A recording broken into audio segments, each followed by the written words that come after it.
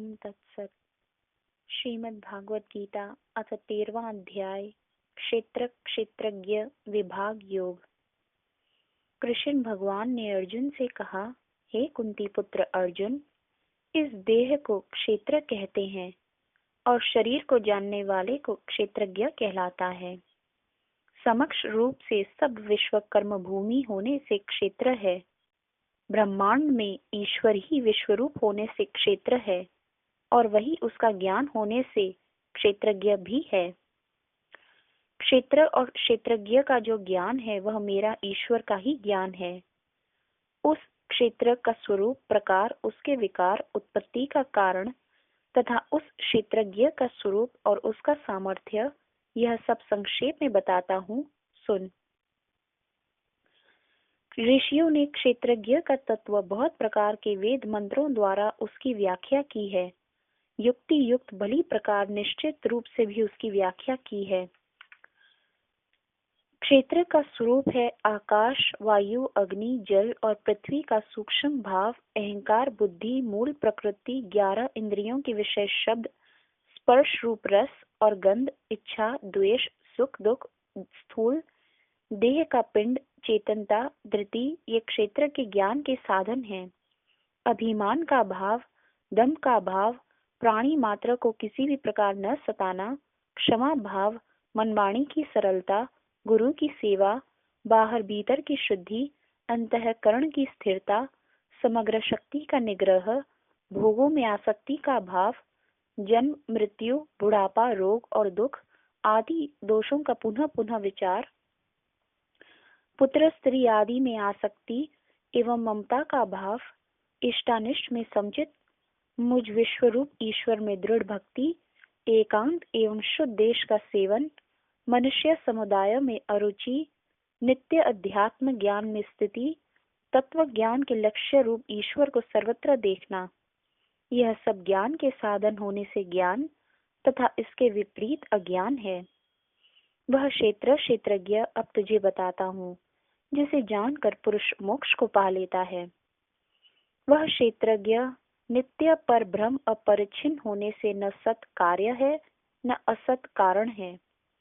उसकी सामर्थ्य यह है कि उसके हाथ पैर सब ओर हैं, नेत्र, सिर, कान और मुंह भी सब ओर हैं। वह सारे हैं, वह सारे विश्व में व्याप्त हैं। सब इंद्रियों से रहित हैं, परंतु सब इंद्रियों से परिचित हैं। सबका भरण पोषण करने वाला है, आसक्ति रहित है, गुणों से अतीत पर भोगने वाला है, सब भूतों के बाहर भीतर है, चराचर रूप भी है, सूक्ष्म होने से अविज्ञ है, समीप भी है, दूर भी है, आकाश की भांति एक रूप है, पर भक्तों में पृथक दिखने से विभक्त भी है। वह विष्णु रूप से भूतों का भरण करने वाला, रुद्र रूप से संहार करने वाला, ब्रह्म रूप से उत्पन्न करने वाला है, ज्योतियों की भी ज्योति और अंधकार से परे है। वह परमात्मा भूत स्वरूप जानने योग्य और तत्व ज्ञान से प्राप्त होने वाला सबके हृदय में स्थित है। हे अर्जुन, मैंने यह जो क्षेत्र क्षेत्रज्ञ का ज्ञान साधन और जानने योग्य क्षेत्रज्ञ का स्वरूप संक्षेप में बताया है, मेरा भक्त इन सब को समझकर मुझ में लीन होने योग्य होता है। हे अर्जुन, प्रकृति और पुरुष, जीवात्मा, क्षेत्रज्ञ, इन दोनों को ही तू अनादि जान। राग, द्वेष, द्विकार, त्रिगुणात्मक सब पदार्थ संसार में प्रकृति से ही उत्पन्न होते हैं। प्रकृति से ही कार्य करते, अर्थात शरीर की आरंभिक 5 स्थूल भूत और महायज्ञ आदि कारणों के हेतु कही गई हैं, और क्षेत्रज्ञ जीवात्मा सुख दुख आदि योग्य विषयों के अनुभव का हेतु है। प्रकृति में स्थित क्षेत्रज्ञ पुरुष ही प्रकृति से उत्पन्न भोगों को अनुभव करता है। प्रकृति में स्थित होने के कारण ही गुणों का संग ही जीवात्मा को अच्छी बुरी योनि मिलने का कारण है। वास्तव में यह पुरुष इस देह में स्थित हुआ भी शरीर से भिन्न अनुमति देने वाला, भोगों का अनुभव करने वाला महेश्वर और परमात्मा कहा गया है। जो इस प्रकार पुरुष प्रकृति और उसके गुणों को जान लेता है, वह सब प्रकार से बरतता हुआ भी फिर नहीं जन्मता। पुरुष को जानने के अनेक साधन हैं। कितने ही मनुष्य तो सूक्ष्म बुद्धि के ध्यान से हृदय में देखते हैं। कोई ज्ञान योग द्वारा और कितने ही निष्काम कर्म योग द्वारा परमात्मा को देखते हैं। दूसरे मंद बुद्धि वाले पुरुष इस प्रकार जानने का सामर्थ्य नहीं रखते, वे दूसरों से ही सुनकर उपासना करते हैं। यह सुनकर साधन करने वाले भी संसार सागर को पार हो जाते हैं। हे अर्जुन, स्थावर जंगम जो भी कुछ उत्पन्न होता है वह क्षेत्रज्ञ के संयोग से ही पैदा होता है। इन विनाशी प्राणियों में सदा स्थिर रहने वाले अविनाशी परमात्मा को देखने वाले व्यक्ति ही सच्चा ज्ञानी है।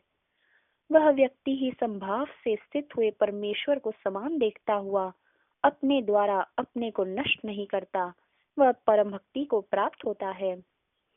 जो व्यक्ति सब कर्मों को प्रकृति द्वारा किए हुए समझता है और आत्मा को अकर्ता देखता है, वह तत्वज्ञानी है।